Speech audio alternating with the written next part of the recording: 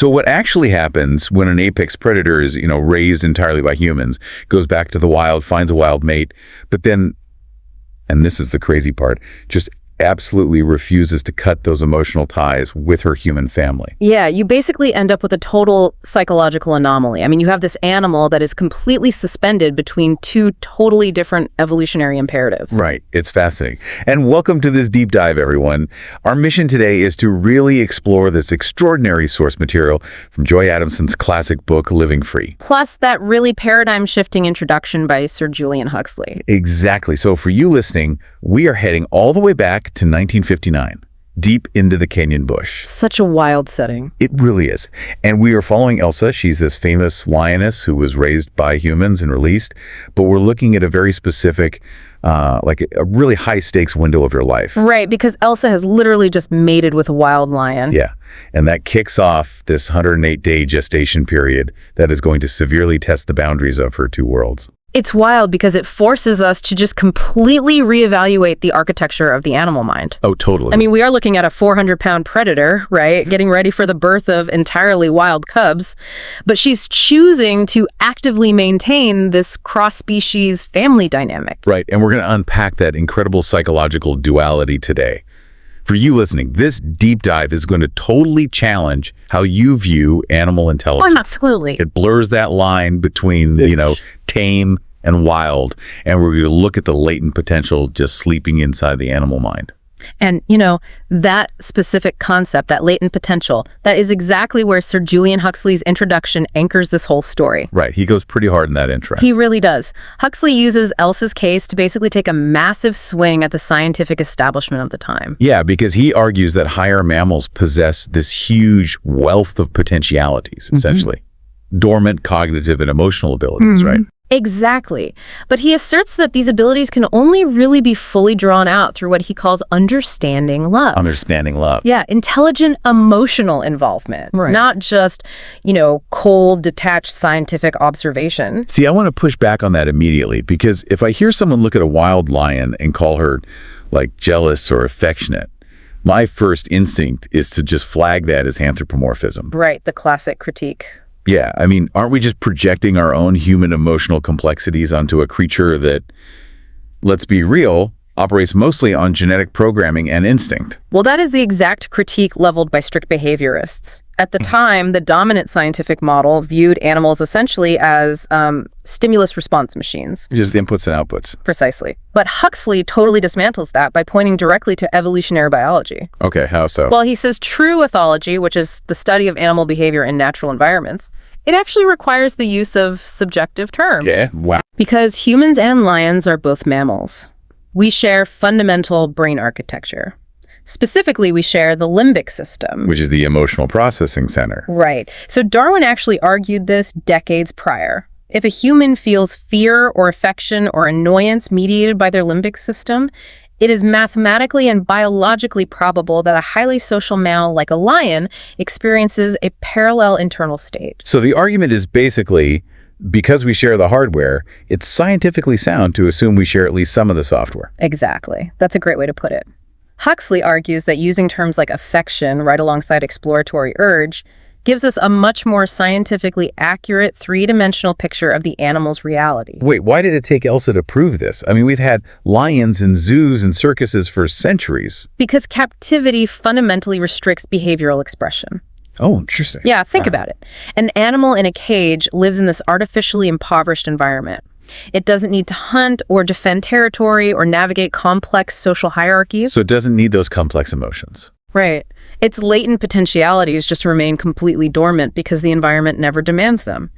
But Elsa, however, has total freedom. Right, she's out in the bush. She hunts her own prey, she fights rival wild lionesses, she is a fully integrated apex predator. Yeah. Yet she chooses without any coercion or reliance on humans for food to maintain this bond. That freedom is what validates the emotional complexity. She isn't performing, she is participating. Wow. Which I guess brings us to how this psychology actually manifests day to day, because her life essentially becomes this bizarre love triangle. Oh, it's fascinating. She is constantly balancing the biological imperative of her wild mate with the emotional bond of her human family. And managing that dynamic requires an astonishing level of social intelligence. and cognitive flexibility, really. Yeah, because her wild mate becomes this constant unseen ghost basically haunting the perimeter of the human camp. Right, the humans almost never actually see him, but his presence is acoustically dominant. Yeah, the vocalizations, that's how they track the whole relationship. The source material notes that when Elsa calls out, she uses this deep guttural voice followed by 2 or 3 woofing grunts. But the wild mate has a slightly higher pitch. Yeah, and he always follows his roar with 10 to 12 distinct grunts. It's so specific. Those acoustic signatures are how the humans kind of map the spatial dynamics of this unspoken truce. Because the wild male actually tolerates the human's proximity to his mate, which in itself is highly unusual for a territorial male lion. Totally. And Elsa has to actively code switch between the behavioral expectations of a wild lion and the established norms of her human family. Okay, there is a moment in the source that illustrates this code switching so beautifully. The zebra dinner. Yes, so George, Joy's husband, shoots a zebra and brings it back to camp for Elsa. Now, zebra is her absolute favorite food. A huge treat for her. Exactly. From a purely instinctual standpoint, a pregnant lioness presented with a huge high-calorie meal should just gorge yourself immediately, right? Secure the nutrients. That would be the expected stimulus response behavior, yes. But she doesn't do that.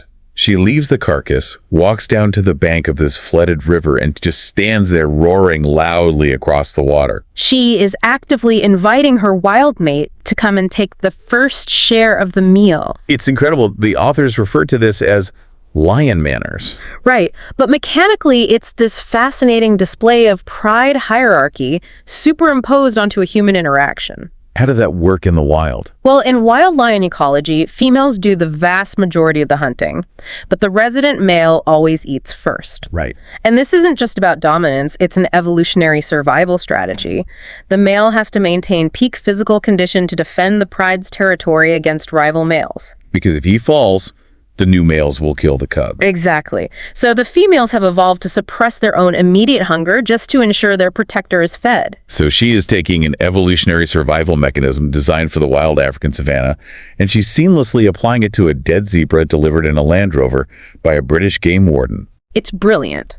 She recognizes George as a provider, but she defers to the wild male as the biological priority. Bridging 2 completely different ecological paradigms. Beautifully put. But her cognitive processing goes way beyond just food hierarchy. We have to talk about the camp bed incident. Oh, this is my favorite part. It's so good because it showcases a level of emotional calculation that feels almost entirely human. Yeah. So as Elsa's pregnancy advances, her physiology obviously changes. Her coat gets glossy, her skin softens, and she becomes physically uncomfortable. As anyone would. Right. So she decides the absolute most comfortable place in the entire camp is Joy's canvas camp bed. And she just claims it. Which makes perfect sense for a pregnant mammal. A canvas bed offers support and elevation off the hard, insect-filled ground. Right, but the conflict arises because Joy obviously still needs a place to sleep. Exactly. So one afternoon, Joy finally reaches her limit. She tips the canvas bed over and literally rolls a 400-pound pregnant apex predator onto the dirt to reclaim her spot. Which is an incredibly dangerous assertion of dominance, by the way. Seriously. So Elsa retreats into the river reeds. She doesn't lash out. Not immediately. No.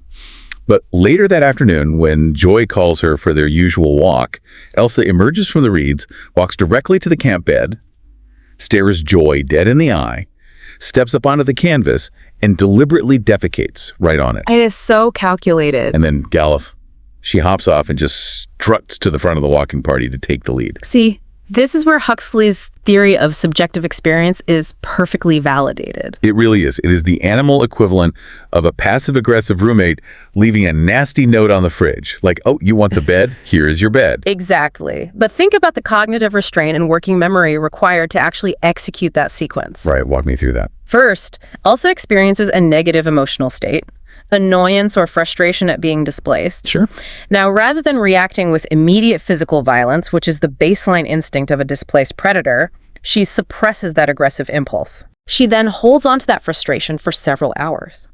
She identifies a possession highly valued by the specific individual who wronged her and executes a targeted, non-lethal defilement of that object to assert a boundary. That is not blind instinct. That is complex psychological revenge. It absolutely is. It requires a theory of mind. She has to understand that Joy values the bed and that ruining the bed will communicate displeasure to Joy. And furthermore, by taking the lead on the walk immediately after, she is reestablishing her social dominance in the hierarchy without shedding a single drop of blood. It's brilliant diplomacy, honestly. But we have to remember, this complex psychological game isn't happening in some controlled laboratory. Right, not at all. She is managing this delicate social balance while pregnant and physically compromised in an environment that is constantly trying to kill her. The African bush is a highly reactive, incredibly unforgiving ecosystem. Yeah. And Elsa's growing physical vulnerability forces both her and the humans to constantly adjust their survival tactics. There's this one incident with a honey badger, or a ratel, that really exposes this vulnerability. Oh, the ratel fight. Yeah. Elsa is walking with the humans, she's well fed, and she decides to stalk this ratel purely for the sport of it. She creeps up behind it while it's digging in a log. Which is a profound miscalculation. Why are Ratels have incredibly thick, loose skin and a ferocity that vastly outweighs their size. They are fearless. So the ratel realizes she's there, spins around, and instead of fleeing, it launches a furious counterattack. It goes right at her. Right. It is hissing, scratching, repeatedly charging this full-grown lioness until Elsa is completely bewildered and actually forced to back down and retreat. It serves as a really sharp psychological reset for her. It reminds her that her size and status do not grant her immunity. No, not out there. And that vulnerability scales up dramatically when she encounters larger prey, like the herd of 20 buffalo cows with calves. Buffalo are notoriously aggressive. Right. Especially highly coordinated when defending their calves. Extremely. So Elsa attempts an ambush. She rushes the herd. But instead of scattering, the angry cows form a defensive front and countercharge her en masse. Oh, man. In a split second, she processes that she is outmatched and facing being trampled or gored to death. So she makes this brilliant tactical adjustment. She uses the humans as a shield. Yes. She retreats directly to the line where George and the guides are standing. She aligns herself with the bipeds, making these quick mock charges at the buffalo, but immediately darting back to the humans for cover. It's amazing. George and the guides actually have to wave their rifles and shout just to break the buffalo's charge. But notice the layers of computation happening there. Oh, absolutely. She understands that the buffaloes perceive the humans as a distinct, perhaps more lethal threat. Right. She weaponizes the humans' intimidating presence to augment her own compromised physical state. She is outsourcing her physical security to a completely different species. It's incredible. I mean, imagine you are listening to this right now and try to put yourself in that psychological state. It's exhausting just thinking about it. Right. You are managing the hormonal and physical toll of pregnancy. You are negotiating a relationship with a wild, unseen mate, and you are constantly analyzing the threat level of every creature around you, from a honey badger to a herd of buffalo. All while actively calculating how to use your human companions as tactical assets. The mental bandwidth required is staggering. And it's all set against a backdrop of constant, chaotic environmental noise. The source material paints this incredibly vivid picture of the multi-species environment they are all sharing. Yeah, it's not all life or death battles. There are these lighter moments, too. The weaver birds. Yes. They're building these intricate grass nests directly over the human tent, just chattering constantly. Joy ends up acting as a surrogate mother for these little chicks that fall out. Feeding them juicy sugar ant grubs with metal forceps. Yeah, it's such a funny image. Or the massive 5-foot monitor lizard that manages to wriggle into the human's makeshift meat cache hanging from a tree. Oh. Joy claps her hands to scare it, and the lizard falls out of the tree with this massive thud. And does it run? No. Yeah. It simply sits there, staring Joy down with meat aggressively dangling from its jaws. Those moments really highlight the richness of the ecosystem, but they are sharply contrasted by the brutal, often fatal realities of human encroachment and environmental pressure. Right, because the region is suffering a severe drought at the time, which pushes Boran tribesmen and their flocks into the reserve. And with them comes the practice of spear-blooding. Yeah, this is dark. Yeah. Young men in the tribe attempt to prove their courage by killing dangerous animals. But practically, they often target the most vulnerable. Like the baby elephant. Yeah. The humans discover the body of a baby elephant, barely larger than a newborn, that had been speared to death purely for this ritualistic purpose. The discovery is devastating for them, particularly because of their previous experience with an orphaned elephant named Pampo. Right. George had rescued Pampo after the calf fell into a well. Joy essentially became a full-time elephant mother. She was trying to synthesize elephant milk using, what, cod liver oil and glucose? Yeah, and Pampo consumed 2 gallons of this mixture a day. He was constantly pressing his immense, bulky body against Joy for psychological comfort. But despite their exhaustive efforts, the biological reality of the bush intervened. Yeah. Pampo's milk consumption dropped. He began frantically drinking muddy water from puddles to try to soothe his failing system, and he ultimately succumbed to pneumonia. It is such a devastating reminder of the fragility of life in this ecosystem. Truly, no matter how much understanding, love, or resources the humans provide, the biological margins for error out there are razor thin. Which really brings the entire story to a critical inflection point. Right. As Elsa's gestation nears its end, her biological clock is running out. She needs a secure location to give birth, and she is faced with a massive, world-colliding decision. Exactly. Does she utilize the absolute safety and predictable resources of the human camp, which has functioned as her sanctuary her entire life? Or does she isolate herself in the unforgiving, deadly wild? So it's mid-December. The rains have finally broken the drought, turning the parched landscape into this thick, lush environment that hides predators perfectly. The humans are agonizing over this. They desperately want to protect Elsa during her most vulnerable moment. Of course they do. But her wild mate has been vocalizing nearby, growing increasingly agitated by the camp. So the humans realize that if they interfere with the birth, they risk permanently alienating the wild father. Right. And for Elsa's cubs to have any chance at a truly wild existence, the father's territorial protection and genetic lineage are absolutely non-negotiable. So Joy and George make the incredibly difficult decision to withdraw. They pack up their supplies and abandon the camp for 3 long days, giving the lions total sovereignty over the territory. 3 days of just waiting. Yeah. And when they finally return, they track Elsa's pug marks through the wet earth and spot her through their field glasses. Where is she? She's positioned high up on a massive granite outcrop they refer to as the Big Rock. Right. So they climb up the rock face, and it is immediately apparent she is in labor. Yeah, her movements are slow and deliberate. She is visibly in pain, and there is blood. She has claimed a deep, rainproof cleft in the rock as her nursery. Which evolutionarily is a brilliant choice. It's elevated, defensible, and sheltered from the elements. But the true climax of the source material isn't the location. It's how Elsa manages the collision of her 2 worlds in this definitive moment. Right. The humans approach carefully, wanting to offer comfort, but knowing they have to maintain distance. Elsa sees them. And what does she do? She walks slowly over to Joy, and she engages in a behavior called bunting. She gently but firmly rubs her head against Joy's head. Bunting is a critical feline social mechanism. It deposits pheromones from the scent glands on the head. To mark territory. Partially, but it reinforces social bonds. It communicates deep affection and trust. It is a profound, quiet moment across species connection.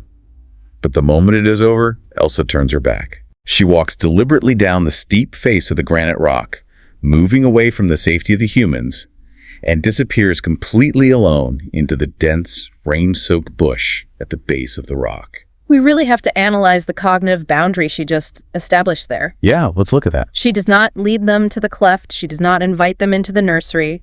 At the absolute apex of her physical vulnerability, she totally rejects the artificial safety of the human world. She honors her evolutionary imperative, proving she is fully biologically integrated into the wild. She is unequivocally a wild lioness having wild cubs. Yet she possessed the emotional bandwidth to pause her labor, approach her human surrogate mother, and utilize a chemical and tactile display of affection to say goodbye before crossing that threshold. She honored both her biological nature and her learned emotional bonds. It is just a staggering journey to trace. I mean, we started with Julian Huxley's theoretical argument that understanding love could unlock the hidden architecture of the mammalian mind. And we watched that theory play out in real time. Exactly.